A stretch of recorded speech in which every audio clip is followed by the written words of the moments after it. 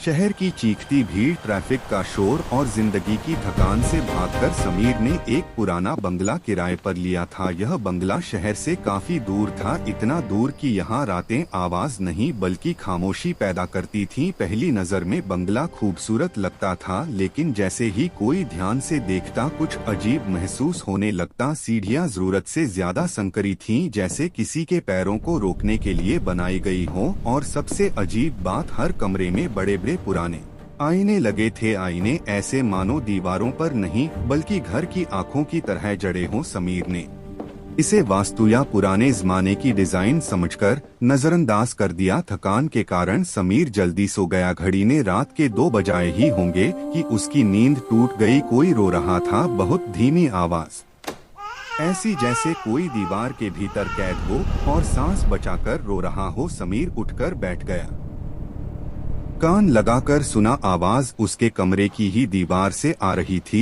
उसने लाइट जलाई, एकदम सन्नाटा, दिल जोर जोर से धड़कने लगा। हवा होगी, खुद को समझाकर वो दोबारा लेट गया। लेकिन उस रात नींद ने उसे पूरी तरह छोड़ा नहीं। इस बार रोने की जगह पुकार थी, स्पष्ट, साफ, डरावनी। समीर, समीर, उसका नाम। समीर के रोंगटे खड़े हो गए। वो उठकर हॉल में आया। कमरे में बस हल्की पीली लाइट जल रही थी। सामने दीवार पर लगा था एक बड़ा सा आईना, उसमें उसे अपनी परछाई दिखी, लेकिन कुछ गलत था। आईने में दिख रहा समीर हिल नहीं रहा था। असल समीर ने जब कदम बढ़ाया, आईने वाला बस खड़ा रहा और फिर आईने वाले समीर के चेहरे पर एक धीमी डरावनी मुस्कान फैल गई।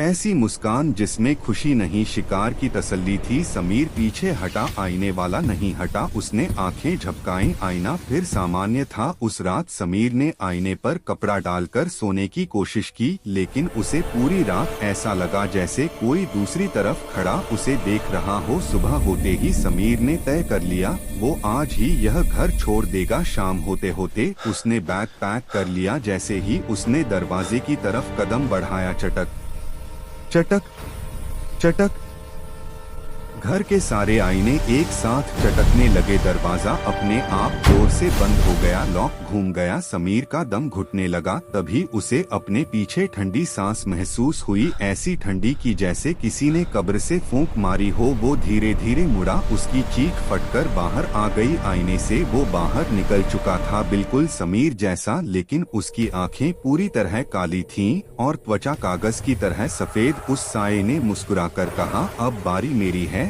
उसने समीर का गला पकड़ा और उसे धीरे धीरे आईने के अंदर खींचने लगा। समीर चिल्लाया, दीवारें पीटी, नाखून खून से भर गए, लेकिन बाहर सिर्फ सन्नाटा था। अगली सुबह पड़ोसी ने देखा, बंगले का दरवाजा खुला था। अंदर सब कुछ सामान्य था, बस हॉल के बड़े आईने पर एक हाथ का निशान था, जैसे कोई अंदर से बाहर निकलने की कोशिश कर रहा हो। समीर कभी नहीं मिला, लेकिन कहा जाता है अगर कोई उस आईने के बहुत करीब जाकर ध्यान से सुने तो आज भी एक धीमी फुसफुसाहट सुनाई देती है, मुझे बाहर निकालो, मैं यहाँ हूँ। और तभी आईना हल्का सा मुस्कुरा देता है।